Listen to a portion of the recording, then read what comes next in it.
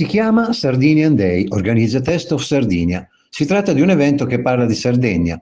3 giorni ospitati dai locali del ristorante Tre Archi a Cagliari. 3 giorni in cui masterclass, show cooking e convegni sull'attrazione che le specialità enogastronomiche dell'isola esercitano sul turismo.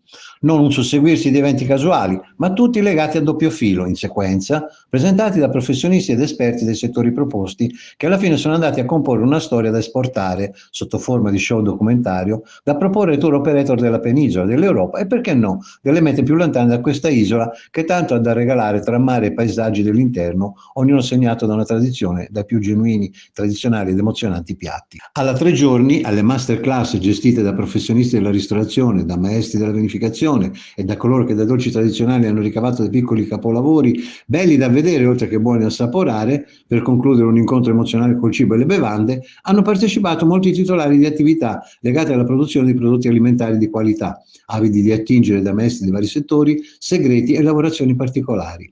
Importante anche la parte convegnistica, con una larga rappresentanza degli assessorati regionali coinvolti, turismo e trasporti, che hanno dato vita al convegno sul turismo enogastronomico. Siamo arrivati a un qualcosa che dovrebbe esportare la Sardegna in tutte le sue funzioni. Deve esportare la Sardegna, deve esportare proprio la comunicazione del cibo, no? Delle specialità enogastronomiche sarde, proprio come attrattore turistico per chi vuole venire a visitare la Sardegna. Dunque questo è proprio un momento per conoscere tutte le lavorazioni particolari, i dolci particolari, le paste, i vini, la vernaccia, le bollicine che si fanno in Sardegna, proprio per comunicare le eccellenze, no, del fare nel settore dell'agrofood.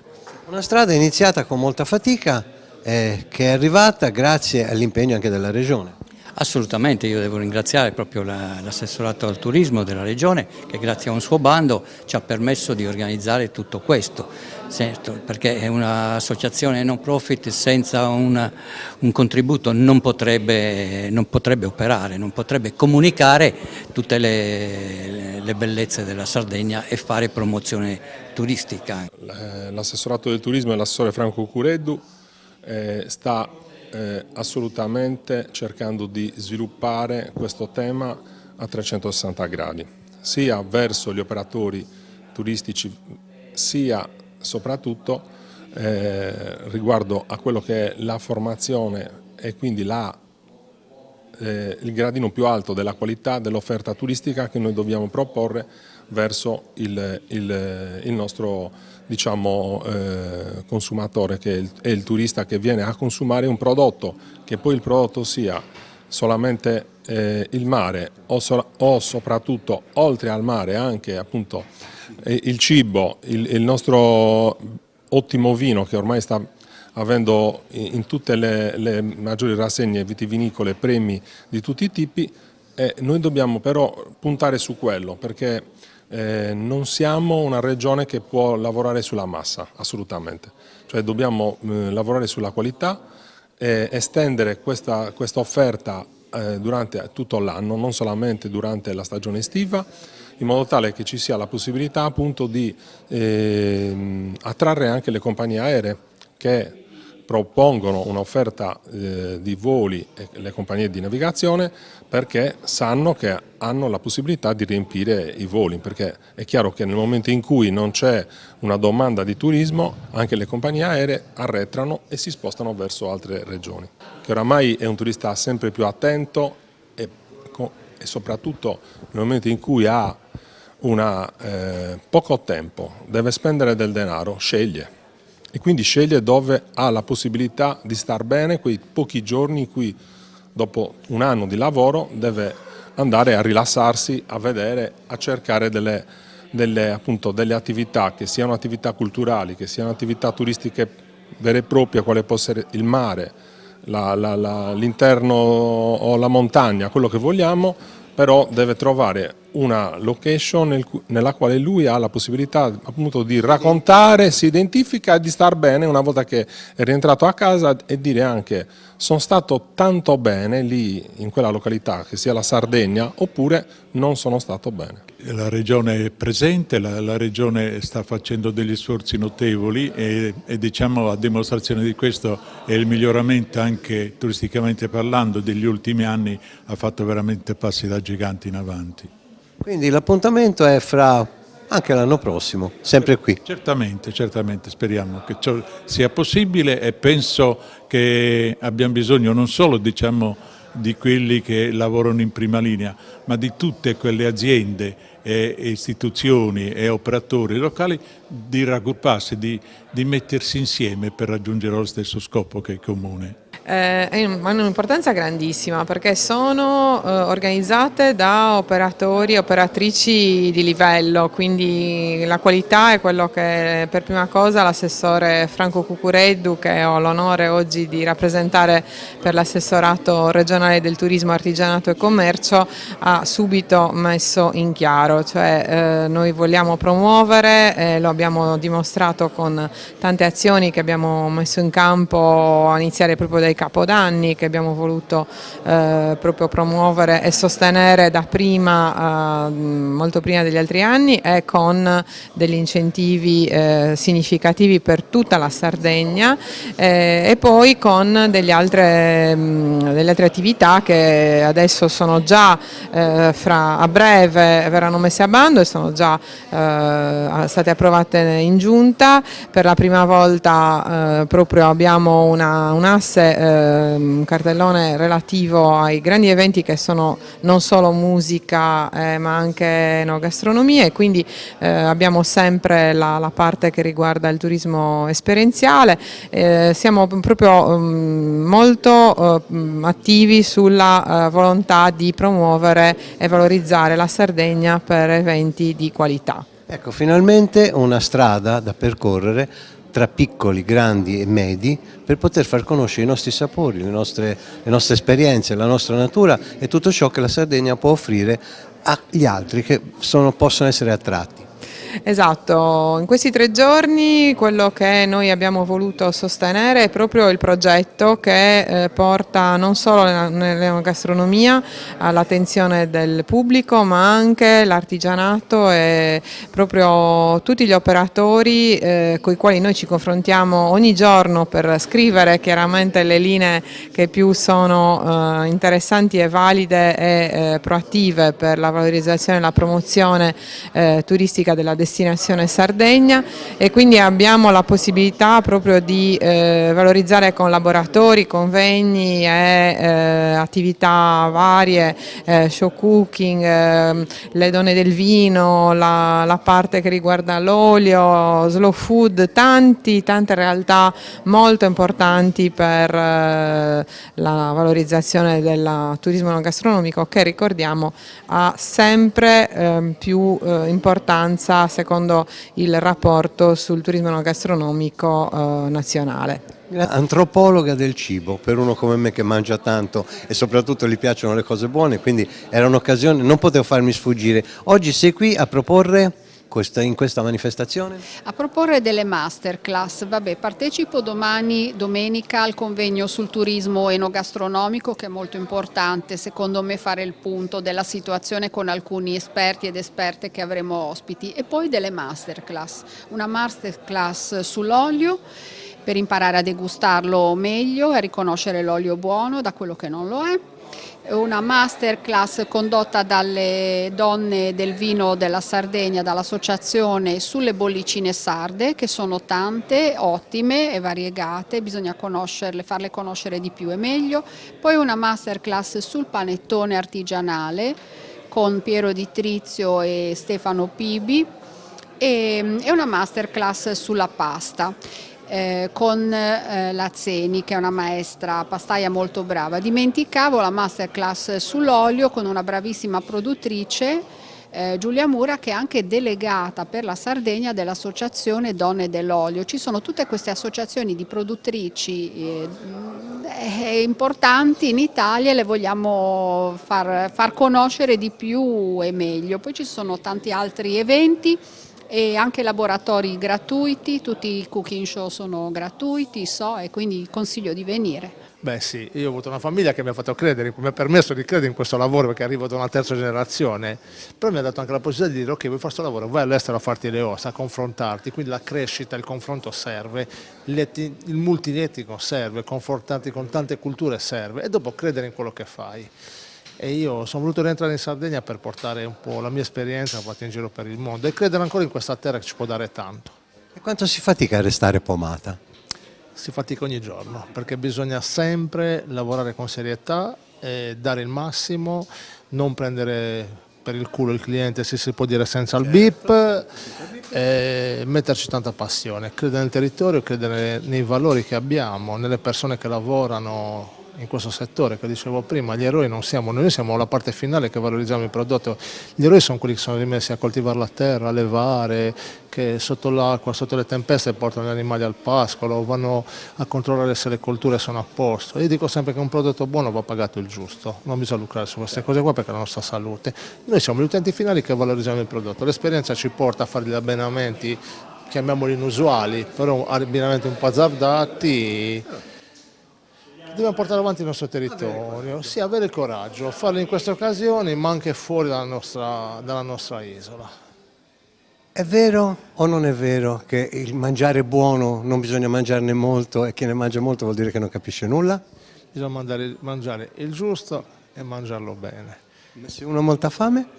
Ma no, se ha molta fame, cioè, più di quello non puoi mangiare, è buono assaggiare, mangiare il giusto, perché quando ti do 120 grammi di spaghetti, cioè noi diamo 120 grammi di pasta fresca, più il sugo e il condimento, se mangi anche un secondo, bisogna assaggiare tante cose. Se uno può solo un piatto di pasta, al posto di 120 grammi se mangia 150 grammi, ma bisogna mangiare cose buone, cose sane, cose salutari, perché la nostra salute dipende da quello, dalla qualità del prodotto che noi mangiamo. Dividiamo sempre di quelle offerte, cioè quei 30 centesimi sulla salute la rovinano, ma i 30 centesimi non ti fanno differenza su un portafoglio. Non è un investimento. Non è un investimento. Da peccatore, di quelli che ne mangiano 250-300 grammi di pasta, chiedo scusa. Ma c'è anche chi ne mangia così tanto, quindi ognuno è libero di fare quello che vuole. Certo che in un ristorante se devi fare una degustazione o mangiare 2 piatti, tu devi calibrare anche la quantità. Se a me viene uno in ristorante e mangio un piatto di pasta, a me aggiungere 30, 40, 50 grammi non mi cambia la vita. Se dopo prende anche un antipasto e prende anche un secondo, è normale che devi sempre bilanciare la quantità di prodotto che anche perché a me dà fastidio quando vedo la roba che rimane nei piatti e che dicono ho mangiato troppo. Quello è un'esagerazione.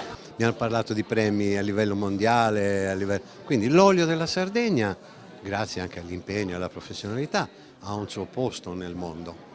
Eh sì, diciamo che il posto è in prima linea, infatti noi con i nostri oli abbiamo vinto tutto quello che c'era da vincere al mondo, infatti anche l'ultimo anno nessuno ha vinto quello che ne abbiamo vinto noi. Il premio Magnifico di Firenze come miglior olio d'Europa, il premio come Soldoro, miglior olio al mondo, il premio Biolo come miglior olio biologico al mondo, il premio Ercole Olivario come miglior olio d'Italia, quindi diciamo che i concorsi dell'elite li abbiamo vinti tutti grazie alle peculiarità del territorio e delle cultivar. Quindi dicevo alla fine un motivo ci sarà, no? Sì, c'è tanta professionalità, oggi come il vino praticamente per fare olio non ci si improvvisa, bisogna studiare tanto e praticamente far sì che le tecniche e lo studio vanno a esaltare i profumi e i sentori delle condizioni ecopedoclimatiche che il territorio può darti e delle varietà. La birra è un mercato secondo me complicato perché poi in Sardegna si parla della Sardegna come di terra di grandi bevitori. Birra fondai, è verissimo, però il bevitore di birra sardo è un bevitore di birra di lager semplici, diciamo anche forse a basso costo. Quindi quella della birra, e nel nostro caso di una birra artigianale di alta qualità, è stata una sfida importante, non che non siamo stati i primi ad affrontarla, chiaramente, però siamo arrivati in un momento nel quale l'artigianale in Sardegna stava iniziando a crescere e si trovano diverse difficoltà, soprattutto quello di far capire a un consumatore che una birra ben fatta, di grande struttura, con ingredienti talvolta del territorio, comunque ingredienti di alta qualità, costa. Assolutamente, ha un prezzo più elevato della birra che si trova al supermercato, ma anche un gusto diverso, anche una piacevolezza e un'esperienza sensoriale. Ok, trasmettere questo a delle persone che bevono spesso un po' per sete, un po' per abitudine, non è facile, però è una sfida che stiamo affrontando con tanto coraggio e stiamo avendo ragione, quindi siamo felicissimi. Una vita dedicata al pane, questo elemento, questa cosa naturale. Cosa si può fare senza il pane?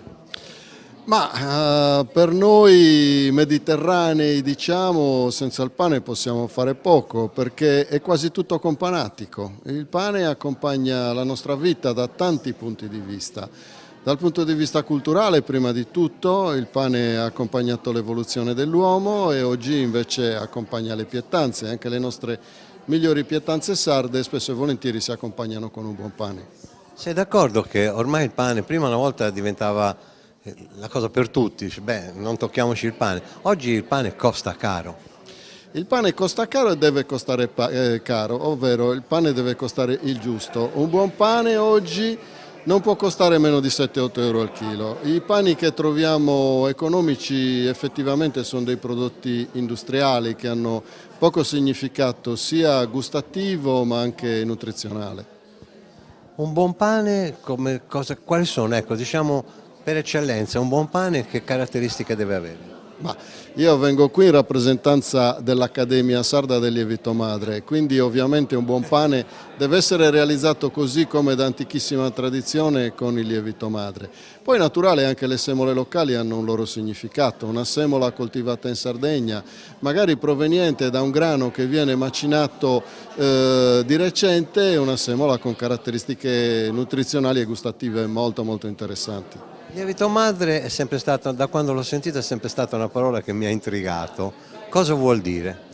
Ma il lievito madre è una cosa che ha sempre accompagnato l'uomo del Mediterraneo, perché il lievito madre nasce col pane lievitato, che non è azimo ma è appunto fermentato e lievitato, e ci ha accompagnato sino a circa 50 anni fa, quando improvvisamente è apparso il lievito di birra, che letteralmente non esisteva nella tradizione. Questo è il lievito madre, poi più avanti vedremo anche ulteriori dettagli.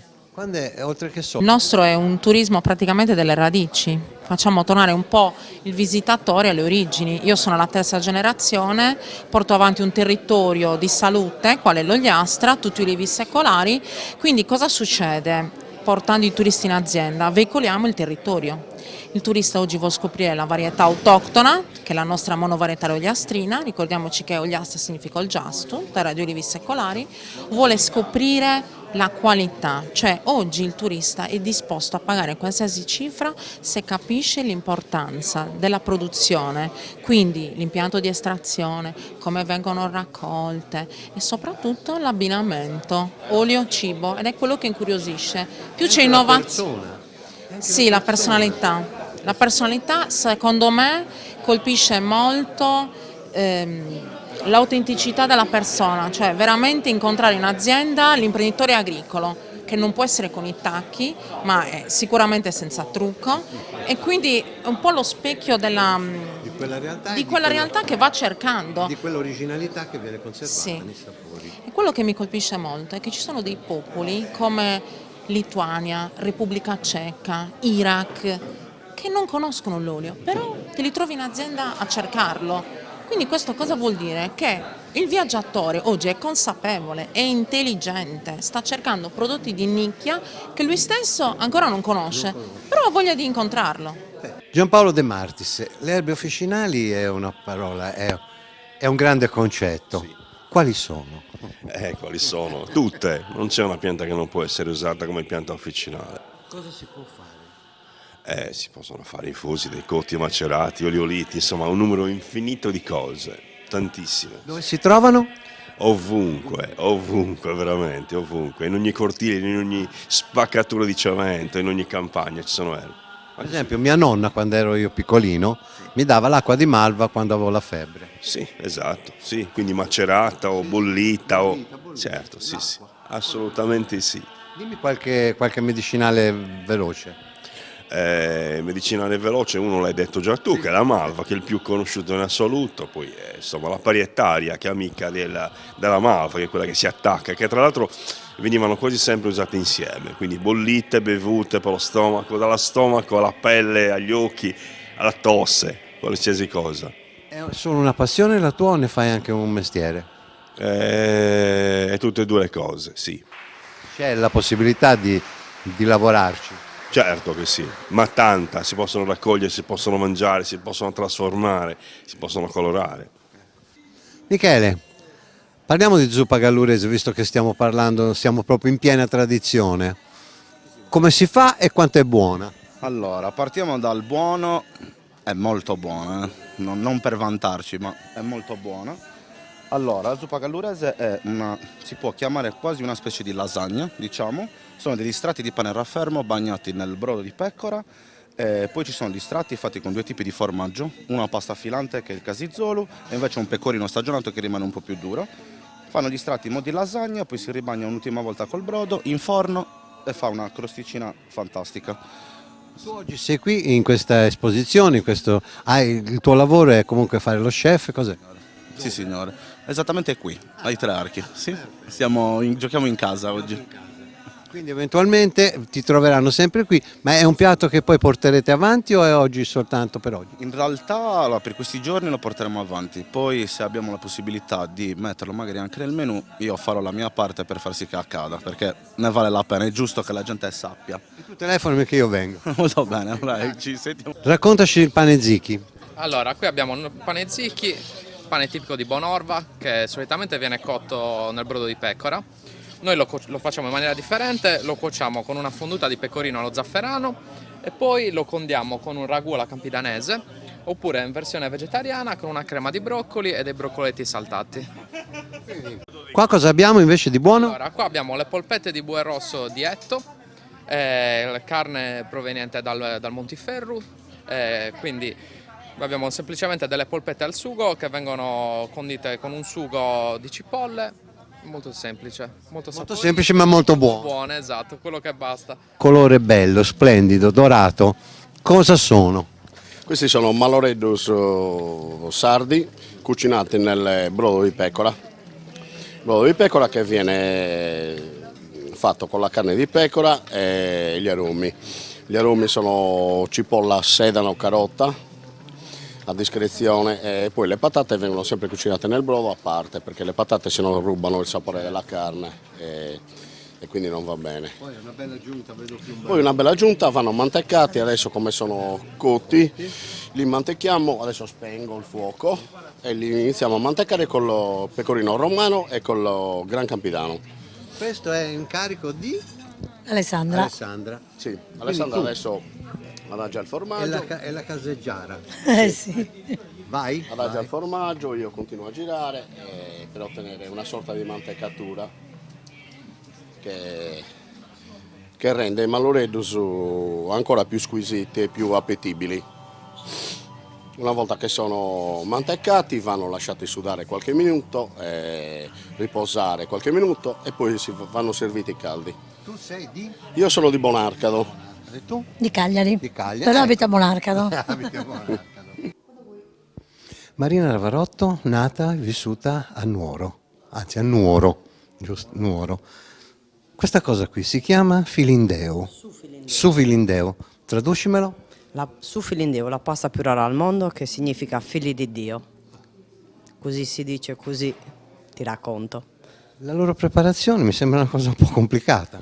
Sì, è una pasta di semola e acqua, viene tirata, c'è una lunga lavorazione e viene cotta nel brodo di pecora e pecorino. Quando è cotta si disfa? No, a dire la verità il segreto del filindeo quando è fatto bene deve rimanere unito tra di loro. Se si apre tipo i capelli d'angelo vuol dire che non è fatta bene, non è incrociata bene, c'ha 3 incroci e niente, questa è la base. Tu hai un ristorante? Esatto, io sono la proprietaria e chef del ristorante Chiaroscuro che è sito in Cagliari. Faccio una cucina tipica sarda in chiave moderna dove racconto la tradizione sarda, quindi della mia terra, della Barbagia, rivista però in una zona di mare. Diciamo che non è semplice. Non è semplice, però ringrazio la città di Cagliari che mi ospita comunque sia da 7 anni, che non è poco. Mi ha adottato e spero tanti altri 7 anni insieme a loro. E niente, noi raccontiamo i capitoli della mia vita, i capitoli della Barbagia, tra cui uno di questi capitoli si trova sempre su Filindeo. Perché le bollicine?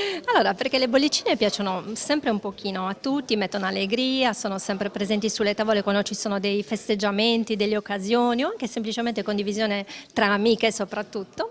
E oggi in particolare avremo 3 bollicine rosate, no? Che il mercato dice che in realtà siano più per il mondo femminile che piuttosto maschile, e invece in realtà non è così, ma noi le beviamo, non c'è problema.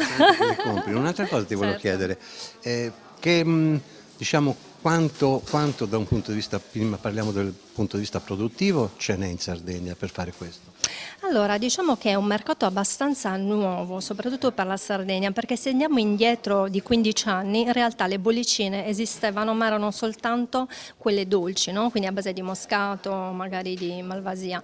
Oggi le cose sono cambiate, per fortuna, per cui quasi tutte le cantine hanno una referenza di bollicine, perché è importante averla, perché garantisce vendite, garantisce quindi, diciamo così, un rientro economico, e la novità è la spumantizzazione dei vitigni autoctoni, questo anche per avere, diciamo così, conquistare nuovi mercati e quindi non andare a scontrarsi con i giganti di questo settore. Anche a dare una dignità alle nostre bollicine. Assolutamente, assolutamente. Quindi oggi il mercato si sta sempre di più confermando, quindi sta cominciando a crescere e dare risultati interessanti.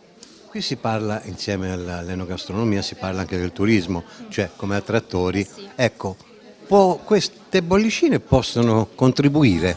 Sì, non solo le bollicine vengono chieste spesso durante le degustazioni, magari non vengono offerte per motivi, diciamo così, di gestione tecnica, però in effetti piacciono sempre tanto ai turisti che ci conoscono nel mondo, magari più per il prosecco, però noi dobbiamo fargli capire anche le differenze, quindi è proprio chi fa divulgazione anche in questo settore il compito di far capire bene quali sono le differenze. Dal punto di vista commerciale c'è qualche differenza nei costi?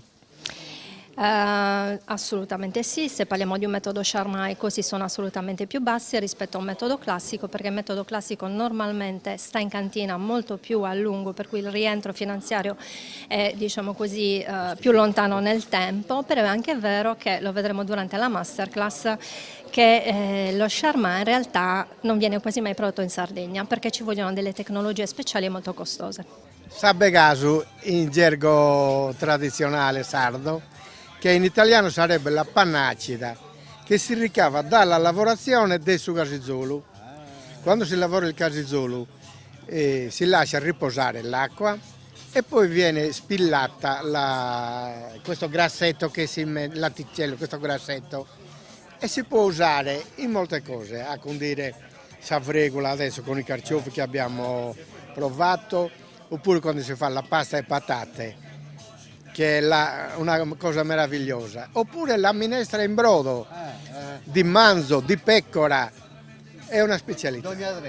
Poi si può ricavare anche il burro, lavorandolo come con la zaccola, si può fare anche il burro. Ascolta, fra questi qui qual è il tuo preferito?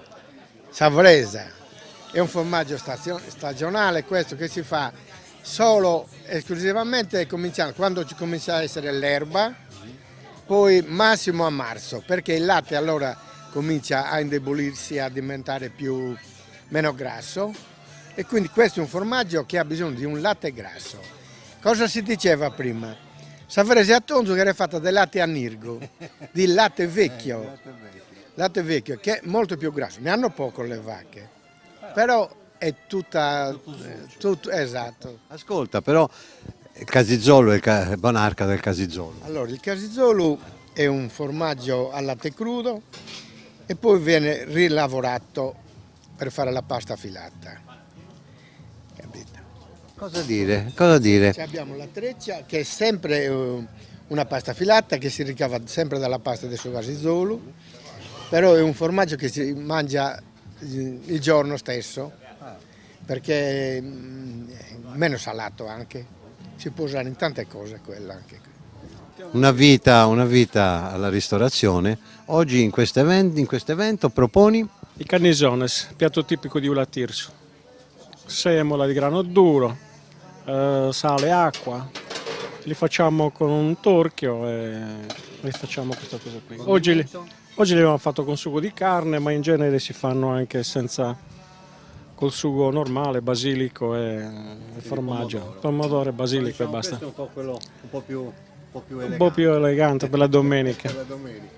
E l'accompagnatore qui che funzione ha, a parte di fare da Babbo Natale? A parte Babbo Natale do una mano a cucinare, mantecare la pasta, il scannizones, che poi è un piatto tipico, veniva fatto per le feste, la domenica e per le grandi feste. Piatto tipico di Ula Tirso, grano duro a capelli, e questa è la qualità della scannizones. Chi è che assaggia per dire quando è cotto? Vabbè, l'intervistatore sarà il primo ad assaggiare, a parte noi che controlliamo sia la salatura dell'acqua e la cottura della pasta. Il panettone artigianale deve essere consumato nel giro di 3-4 settimane al massimo. Dopo queste 4 settimane il prodotto è comunque un prodotto valido, che non si creano muffe ovviamente, però ovviamente tende ad asciugarsi, quindi non avendo conservanti all'interno è consigliabile consumare dalla data di produzione entro 3-4 settimane al massimo. Quindi data di produzione che in quelle 4 settimane in cui lavorate velocemente ci sono delle diverse date di produzione? Esatto, si parte appunto dai primi di dicembre fino ad arrivare ai giorni prima del Natale, quindi di conseguenza riusciamo ad arrivare a mantenere le 4 settimane, quindi ad arrivare tranquillamente all'ultimo dell'anno. Ovviamente uno che fa panettone artigianale deve fare anche altre cose, perché sennò non campa. No, assolutamente è importante. Allora, il panettone è una passione, per me appunto, come dicevo prima, ogni anno scopro qualcosa di nuovo, di diverso, che mi aiuta a migliorarlo, perché poi è una sfida che nasce tra me e lui, perché ogni anno sono sempre lì, i mesi prima, anche io già da settembre parto. Comincio a partire cercando di migliorarlo, aumentare la frutta, aumentare un po' il grasso, quindi profumarlo, cioè è una sfida che nasce tra me e lui già da settembre, poi a voi arriva alle vostre tavole a dicembre, è bello e pronto. Ascolta, però sei giovane, fino a quando ci sarà questo spirito che ti porterà a creare no, spero per molto, dai. Sì. Quasi una sfida questa, panettone di Natale, cioè panettone artigianale. È una sfida, tanto poi uno deve fare il pasticcere perché sennò non campa con quello che fa in un mese. No, assolutamente. Il panettone è un gioco che si fa a Natale, ma se uno valuta quanto costa farlo, quanto costa produrlo e poi le rimanenze, quello che può così, no, sicuramente non è... Bisogna fare il pasticcere. Bisogna fare altro, bisogna fare pane, pizze, pasticceria e tutto il resto, assolutamente. Ascolta, è un'idea di un panettone... Chiamiamolo una via di mezzo, cioè il panettone di Natale deve avere delle caratteristiche che gli permettono di stare, diciamo, al top un mese. Sì. Un panettone che potrebbe essere, diciamo, finisce il 2 di gennaio, il 3 di gennaio, no? Da 3 di gennaio fino alla fine di febbraio, sì. Primi di marzo. Un panettone che costa un po' meno, ha meno fatica. Però... Certo, ma sì, si può fare. Ma si fa? Si fa. Durante l'anno si fanno lievitati, anche grandi lievitati, ma non così importanti, quindi anche per avere un costo un po' più basso, una shelf life non troppo lunga, che vanno fatti, imbustati, venduti e mangiati. Sì, si fa. C'è questo? C'è, sì, io li faccio. Quanto pensi di continuare a pensare, a entrare nell'idea di inventare per poter fare sempre qualcosa di nuovo? Guarda, finché c'è vita c'è speranza, io non so neanche come mi vengono le idee, capito? Magari, vedi, partecipavo a un laboratorio su altre cose e ho detto no, ma lo faccio con la sapa, capito? Mi è venuta così. È fatto bene. Sì, poi pensa che lo faccio anche col pecorino e la salsiccia, quindi insomma, vedi, capito? Mi vengono. Slow Food è un marchio che vuol dire tante cose, ma soprattutto vuol dire rispettiamo la qualità, rispettiamo le origini, rispettiamo quali sono i procedimenti che devono identificare un prodotto. Però Oristano, diciamo che così fra Cabras e Oristano è la patria un po', ci sono parecchie parecchi produttori di bottarga. Allora, diciamo questo, che i produttori di bottega sono diversi, ma quello che tendiamo a preservare noi è la lavorazione della bottarga del mugine proveniente dalla laguna di Cabras. Questo perché? Perché i produttori della laguna, del consorzio Pontis, che è la realtà con la quale stiamo istituendo il presidio con l'aiuto del Galsinis, che è promotore di queste iniziative e quindi ha finanziato e sta finanziando questa operazione, tendiamo a salvaguardare il metodo di pesca tradizionale, perché lavoriamo, la filosofia di Slow Food è lavorare con il buono, pulito e giusto. Buono perché è un prodotto di altissima qualità, pulito perché si lavora nel rispetto dell'ambiente, nella tutela dell'ambiente, e giusto perché dà quel qualcosa in più al produttore che ha lavorato rispettando la tradizione locale, e diciamo c'è un equilibrio in tutta la filiera da questo punto di vista. La bottarga di Cabras è tutta buona, però il mugine di provenienza di Cabras, il vero mugine di Cabras, è poco, ma il consorzio diciamo che ha una buona produzione e che sta lavorando in maniera adeguata, che si sposa appunto con la nostra filosofia, per cui a breve, penso prima di maggio, riusciremo a chiudere e a presentare ufficialmente il presidio della bottarga dello Stagno di Cabras. La magia delle nostre nonne, non avevano tantissimi ingredienti, in base agli ingredienti del territorio inventavano i dolci più pregiati, più preziosi. Abbiamo più di 100 dolci in Sardegna, di più, proprio di 100 ricette, e ogni dolce ha delle varianti in base al territorio. Però dicevo che gli ingredienti, volendo, possono essere messi, sono pochi. Ecco, riuscire a fare, credo che non sia una cosa che si possa fare a livello industriale questa. Alcuni dolci no, assolutamente no. Anche Saranzada a livello industriale non si può confezionare, a meno che non si faccia la confettura, quindi quando diventa proprio gelatina, e allora lì si può anche mettere in una piccola confezione, oppure come anticamente si faceva, dentro la pasta violata, quindi allora diventa trasportabile, quindi apri la pasta violata e dentro c'è il dolcetto. C'è comunque la possibilità di trovare qualcuna di queste cose che hai fatto stasera anche nelle pasticcerie? Allora, nelle pasticcerie... È un prezzo accessibile? Allora sì, ci sono alcuni paesi del Nuorese che producono, le pasticcerie artigianali ci sono nell'entroterra, ma questo anche da noi, per i nostri dolci tipici, come le zeppole che non si possono confezionare, si devono mangiare in un determinato periodo, e in più, capito, scandiscono determinati periodi. Il formaggio in Sardegna come funziona? C'è il tanto per poter portare avanti la tradizione, ma nella qualità soprattutto, da confrontare poi con il mercato? Allora, sì, c'è ancora un spazio, c'è ancora potenziale di crescita, c'è ancora tanta speranza perché ci sono nuovi produttori che stanno portando avanti tutta una serie di iniziative anche a livello produttivo, stanno diversificando, stanno venendo incontro alle esigenze di quelle che sono il mercato attuale, quindi formaggi freschi di pronto utilizzo, cosa che prima invece non si faceva. Quindi diciamo che lo stato di salute del formaggio in questo momento in Sardegna è ottimo. Soprattutto anche a livello commerciale ci viene riconosciuto sempre un valore aggiunto non indifferente, il brand Sardegna funziona sempre benissimo dappertutto. L'unica cosa che bisogna fare secondo me è associarsi, far venire fuori quello che è esatto. Io dico sempre anche ai giovani produttori, uno vale uno. Invece in 10 abbiamo una voce nettamente più importante e riusciamo a farci sentire anche in altri mercati e a conquistare anche altre mete. Tu sembri molto giovane, quindi c'è diciamo così, una scuola, un avvenire per questa professione?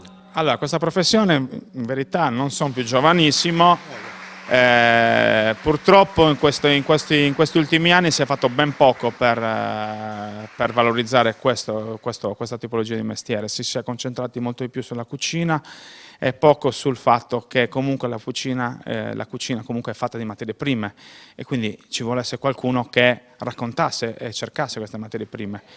Quindi diciamo che speriamo che i nuovi giovani, tra virgolette, si buttino anche a capofitto su questo mercato del lavoro. Il fatto che comunque siano riconosciuti dei prezzi che stanno cominciando a diventare, diciamo, danno la possibilità di lavorare, di vivere e di guadagnare, cioè perché poi il fine è sempre quello, fare un buon prodotto, commerciare un buon prodotto, commercializzare un buon prodotto, ma anche poter mangiare.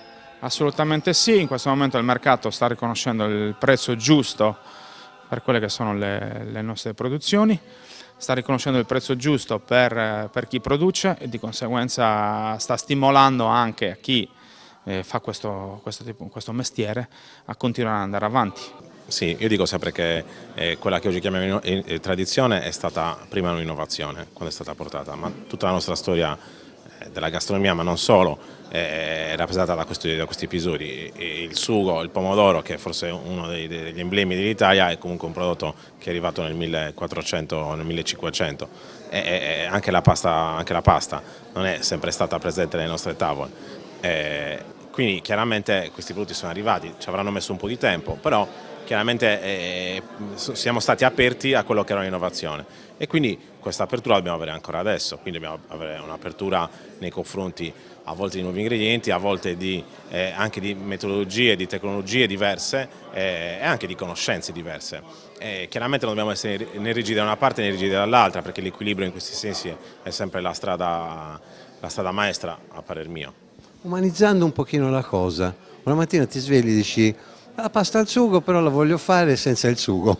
No, ma io assolutamente, no. Io la pasta al sugo per me è a casa mia, chiaramente non è che si mangia tutti i giorni in modo diverso, in modo innovativo, appunto come dicevo prima è un equilibrio, poi chiaramente anche a casa se posso stare attento, siccome ho delle conoscenze o degli strumenti o un nuovo approccio, chiaramente cerco di utilizzare queste nuove conoscenze, questi nuovi metodi, questi nuovi approcci. Detto questo, non è che insomma, non abbiamo mai assolutamente no. È una cosa che piace, oggi è piacevole nel lavoro della ristorazione poter contare su un pubblico che accetta queste innovazioni. Ma assolutamente sì, la Sardegna è terra di grandi tradizioni molto forti, la nostra insularità ci ha difeso dalle innovazioni da una parte, ma dall'altra parte a volte ci ha anche un po' obbligato a stare un po' fermi rispetto al mondo che andava avanti. Chiaramente adesso è tutto diverso, una parte di noi è ancora molto legata alle tradizioni, una parte è un po' più aperta e anche qui io penso che l'equilibrio sia sempre, insomma. La vernaccia, parlando di quelle che sono le sue caratteristiche, le sue proprietà, quali sono i suoi lati buoni e quali sono i suoi lati meno buoni. La vernaccia è un segno identitario profondamente radicato nel territorio di Oristano. Vernaccia uguale Sartiglia, perché il popolo oristanese vede come momento culminante di tutta l'annata il momento in cui Sugun Poidori, il capocorsa, compie l'ultimo gesto da uomo, dopodiché gli verrà cucita addosso la maschera e prima che diventi semidio l'ultimo gesto che compie è il brindisi con la vernaccia.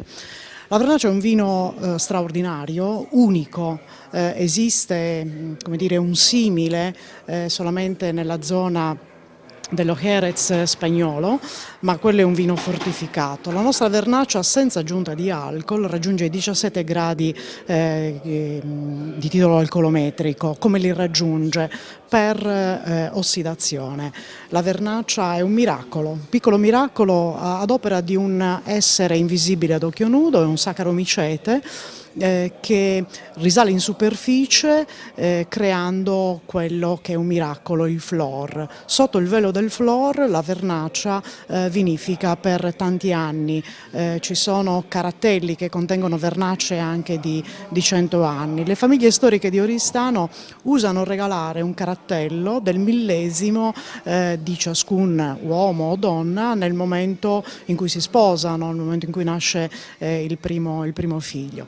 La degustazione della vernaccia è un'esperienza unica, tant'è che nonostante per diventare sommelier si imparino 116 termini a memoria, per degustare la vernaccia ne serve uno che è intraducibile, si chiama Murruai, e solo gli anziani di Baratili, di Trammazza sanno cosa significa. Quando la vernaccia su Murruai vuol dire che quell'anno è un anno straordinario. Speriamo insomma, di poterne degustare qualcuna oggi con su Murruai. La vernaccia è un prodotto unico, come stavi dicendo appunto, però se ne trovano di diverse, ecco, esatto, è rimasta quel lavoro un po' artigiano, cioè hai parlato di Riola, parliamo di Baratili, parliamo di varie Sola Russa, sono vernaccia, ma nelle loro diverse, e ci sono dei diversi prezzi. Ecco, secondo te cosa può dare un prezzo, cosa può identificare un prezzo in una vernaccia? Intanto bisogna distinguere tra la vernaccia DOC di Oristano, che è quella che vinifica col flor, e la vernaccia IGT Valle del Tirso, che è una vernaccia vinificata in bianco ma senza il flor. Quindi già lì abbiamo due diverse tipologie di vernaccia. Poi il prezzo cresce in maniera esponenziale a seconda degli anni di affinamento. Ci sono vernacce che hanno vernacce d'annata, vernacce che hanno 5 anni, 10, 20, 30, il prezzo sale di conseguenza. Poi nel panorama ci sono anche straordinari, esatto, quelle della Sartiglia e la Vernacina, che è un vino vernaccia vinificato in bianco ma sempre con maturazione in botti rigorosissimamente di castagno. Ecco, questo è quello che dà la caratteristica della vernaccia, che anche quando è un vino bianco ha delle sfumature dorate e ambrate, questo è il segno riconoscibile della vernaccia.